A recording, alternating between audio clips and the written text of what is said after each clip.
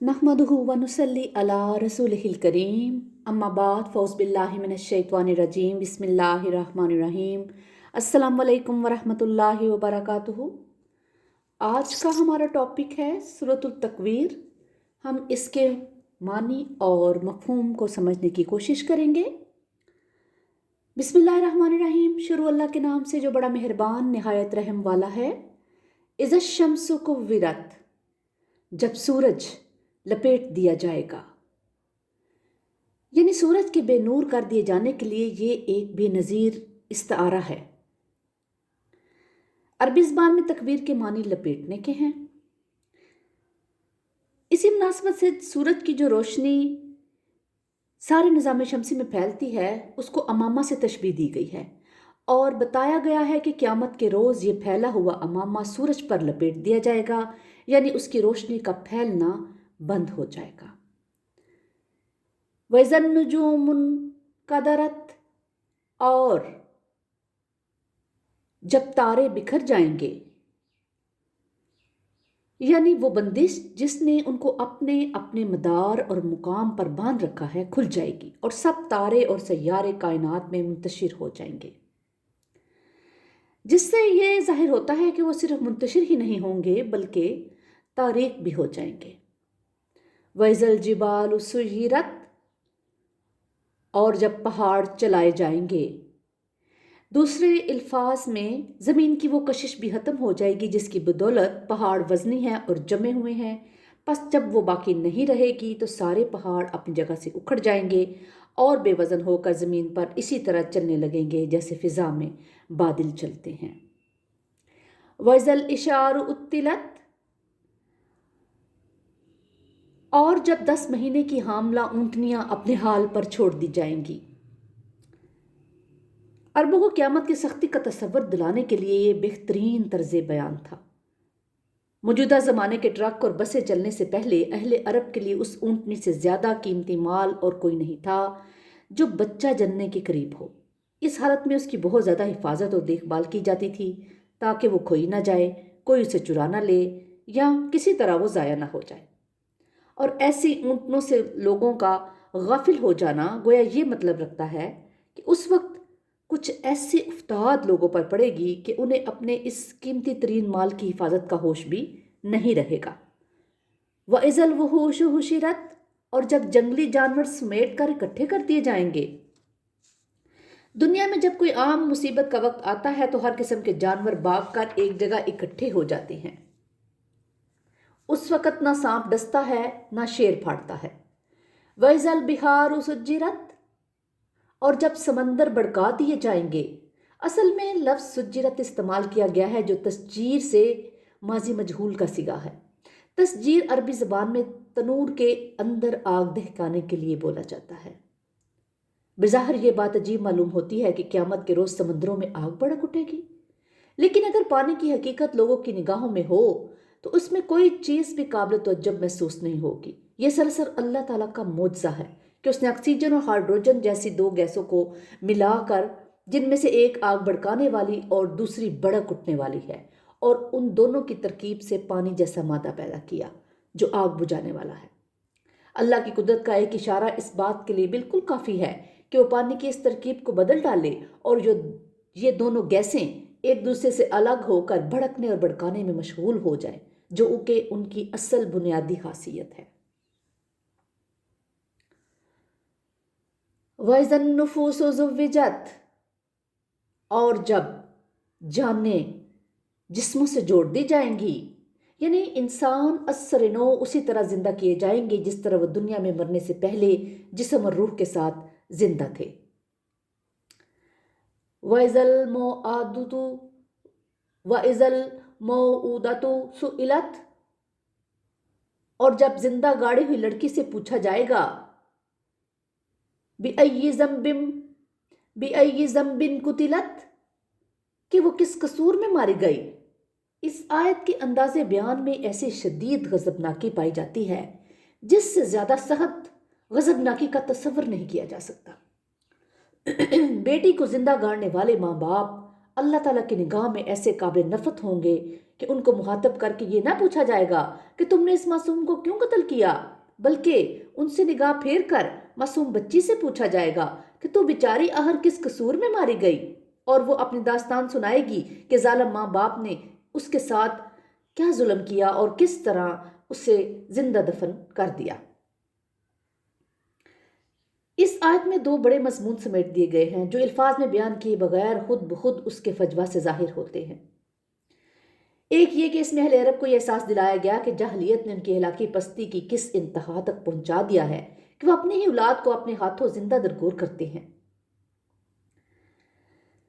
عرب میں لڑکیوں کو زندہ دفن کرنے کا یہ بے رحمانہ طریقہ زمانہ قدیم سے مختلف وجوہ سے رائج پا گیا تھا۔ ایک معاشی ہستہ حالی جس کی وجہ سے لوگ چاہتے تھے کہ کھانے والے کم ہوں، اور بیٹوں کو تو اس امید پر پال لیا جاتا تھا کہ وہ حصول معیشت میں ہاتھ بٹائیں گے، مگر بیٹیوں کو اس لیے ہلاک کر دیا جاتا تھا کہ انہیں جوان ہونے تک پالنا پڑے گا اور پھر انہیں بیاہ دینا ہوگا۔ دوسرے، عام بد امنی جس کی وجہ سے بیٹوں کو اس لیے پالا جاتا تھا کہ جس کے جتنے زیادہ بیٹے ہوں گے اس کے اتنے ہی حامی اور مددگار ہوں گے، اور بیٹیوں کو اس لیے ہلاک کر دیا جاتا تھا کہ قبائلی لڑائیوں میں الٹی ان کی حفاظت کرنا پڑتی تھی، کیونکہ دشمن قبیلے جب ایک دوسرے پر اچانک چھاپے مارتے تھے تو جو لڑکیاں بھی ان کے ہاتھ لگتی تھی انہیں لے جا کر یا تو وہ لونڈیاں بنا کر رکھتے تھے یا کہیں بیچ ڈالتے تھے۔ اسی طرح کا ایک قصہ ایک شخص نے خود نبی پاک صلی اللہ علیہ وسلم سے ایک مرتبہ بیان کیا کہ ایک شخص نے حضور صلی اللہ علیہ وسلم سے اپنے عہد جاہلیت کا واقعہ بیان کیا کہ میری ایک بیٹی تھی جو مجھ سے بہت مانوس تھی، جب میں اس کو پکارتا تھا تو دوڑی دوڑی میرے پاس آتی تھی۔ ایک روز میں نے اس کو بلایا اور اپنے ساتھ لے کر چل پڑا۔ راستے میں ایک کنواں آیا، میں نے اس کا ہاتھ پکڑ کر اسے کنویں میں دھکا دے دیا۔ آخری آواز جو اس کی میرے کانوں میں آئی وہ تھی، ہائے ابا ہائے ابا۔ یہ سن کر رسول اللہ صلی اللہ علیہ وسلم رو دیے اور آپ صلی اللہ علیہ وسلم کے آنسو بہنے لگے۔ حاضرین میں سے ایک نے کہا، اے شخص، تو نے حضور صلی اللہ علیہ وسلم کو غمگین کر دیا۔ حضور صلی اللہ علیہ وسلم نے فرمایا، اسے مت روکو، جس چیز کا اسے سخت احساس ہے اس کے بارے میں اسے سوال کرنے دو۔ پھر آپ صلی اللہ علیہ وسلم نے اسے فرمایا کہ اپنا قصہ پھر بیان کر۔ اس نے دوبارہ اسے بیان کیا اور آپ صلی اللہ علیہ وسلم سن کر اس قدر روئے کہ آپ صلی اللہ علیہ وسلم کی داڑھی آنسوں سے تر ہو گئی۔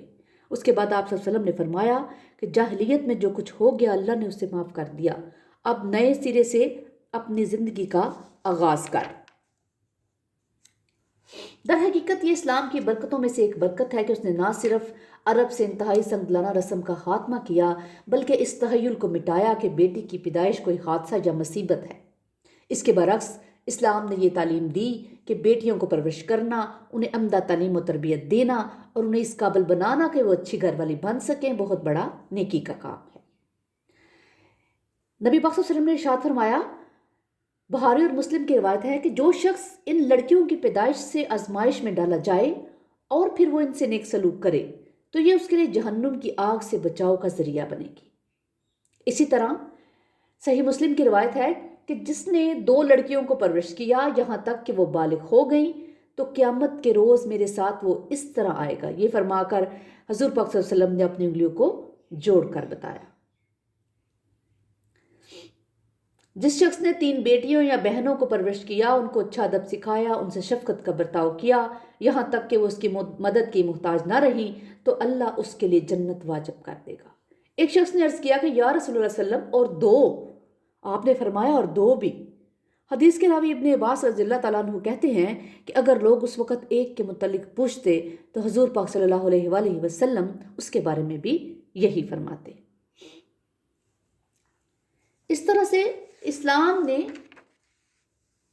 لڑکیوں کی تعلیم و تربیت کے حوالے سے بھی اجر جو ہے رکھ دیا۔ وَإِذَا الصُّحُفُ نُشِرَتْ، اور جب اعمال نامے کھولے جائیں گے، وَإِذَا السَّمَاءُ كُشِطَتْ، اور جب آسمان کا پردہ ہٹا دیا جائے گا،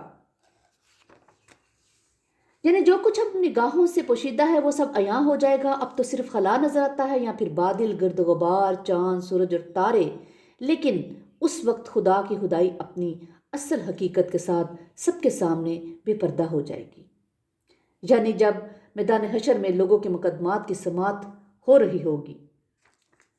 اسی طرح سے اگلی آیت میں اللہ پاک فرماتا ہے، وَإِذَا الْجَحِيمُ سُعِرَتْ وَإِذَا الْجَنَّةُ أُزْلِفَتْ، کہ میدان حشر میں جب لوگ موجود ہوں گے اس وقت جہنم کی دہکتی آگ بھی سب کو نظر آ رہی ہوگی اور جنت بھی اپنی ساری نعمتوں کے ساتھ سب کے سامنے موجود ہوگی، تاکہ بد بھی جان لیں کہ وہ کس چیز سے محروم ہو کر کہاں جانے والے ہیں، اور نیک بھی جان لیں کہ وہ کس چیز سے بچ کر کن نعمتوں سے سرفراز ہونے والے ہیں۔ اسی طرح سے اگلی آیت میں اللہ پاک فرماتا ہے علمت نفس ما احضرت، اس وقت ہر شخص کو معلوم ہو جائے گا کہ وہ کیا لے کر آیا ہے۔ فلا اقسم بالخنس، یعنی تم لوگوں کو یہ گمان صحیح نہیں کہ جو کچھ قرآن میں بیان کیا جا رہا ہے یہ کسی دیوانے کی بڑھ ہے یا کوئی شیطانی وسوسہ ہے۔ یہ قسم جس بات پر کھائی گئی ہے وہ آگے آیات میں بیان کی جائیں گی، کہ مطلب اس کا یہ ہے کہ محمد صلی اللہ علیہ وسلم نے تاریکی میں کوئی خواب نہیں دیکھا تھا، بلکہ جب تارے چھپ گئے، رات رخصت ہو گئی اور صبح روشن نمودار ہوئی تھی، اس وقت کھلے آسمان پر انہوں نے خدا کے فرشتے کو دیکھا تھا۔ اس لیے وہ جو کچھ بیان کر رہے ہیں وہ ان کے آنکھوں دیکھے مشاہدے اور پورے ہوش و خواش کے ساتھ دن کی روشنی میں پیش آنے والے تجربے پر مبنی ہے۔ الجوار الکنس واللیل اذا عسعس والصبح اذا تنفس انہ لقول رسول کریم ذی قوۃ عند ذی العرش مکین۔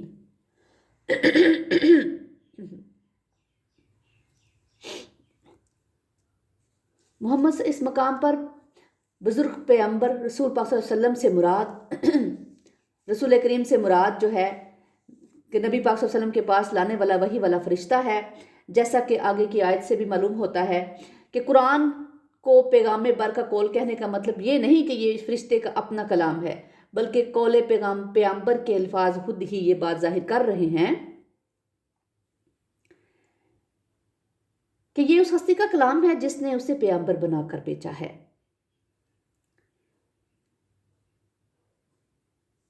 اور دونوں جگہ قول کو فرشتے اور محمد صلی اللہ علیہ وسلم کی طرف منسوب اس وجہ سے کیا گیا ہے کہ اللہ کا پیغام محمد صلی اللہ علیہ وسلم کے سامنے پیغام لانے والے فرشتے کی زبان سے اور لوگوں کے سامنے محمد صلی اللہ علیہ وسلم کی زبان سے ادا ہو رہا تھا۔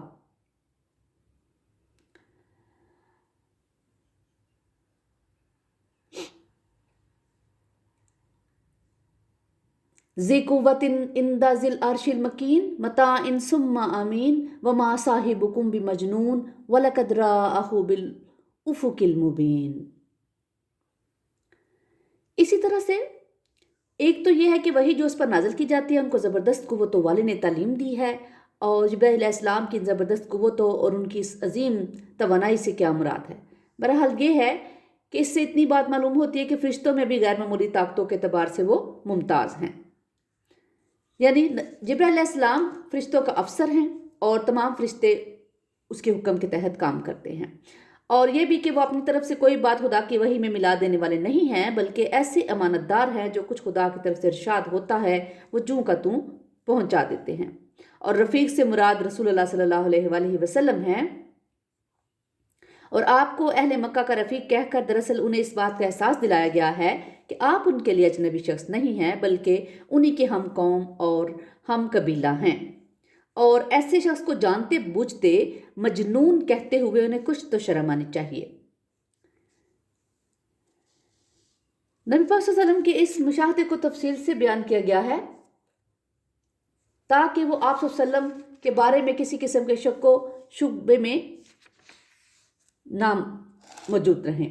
وما هو علی الغیب بضنین وما هو بقول الشیطان الرجیم فأین تذهبون ان هو الا ذکر للعالمین۔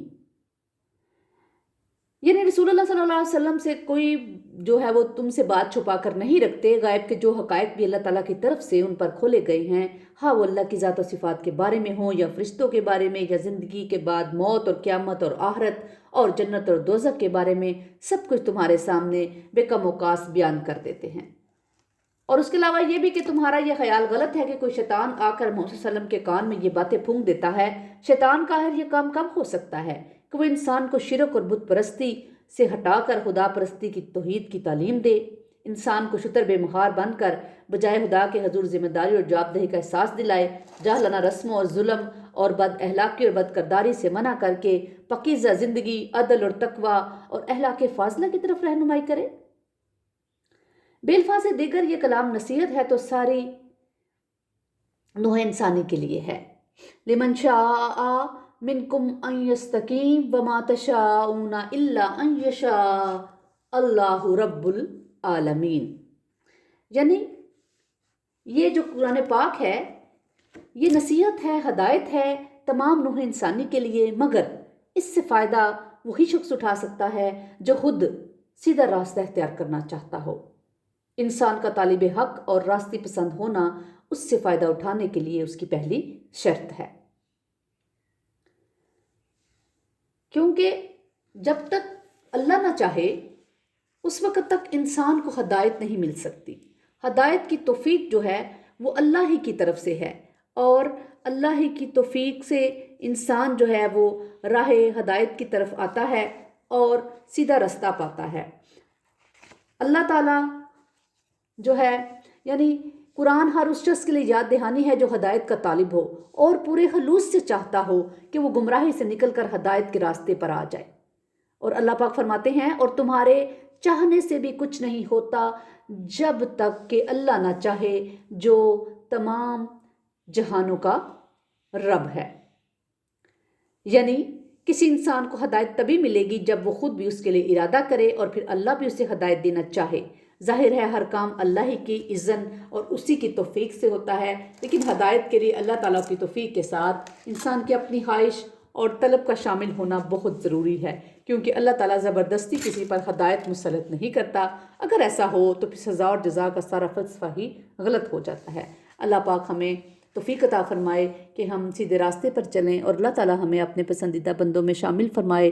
ربنا تقبل منا انک انت السمیع العلیم وتب علینا انک انت التواب الرحیم۔ سبحان ربک رب العزۃ عما یصفون وسلام علی المرسلین والحمد للہ رب العالمین۔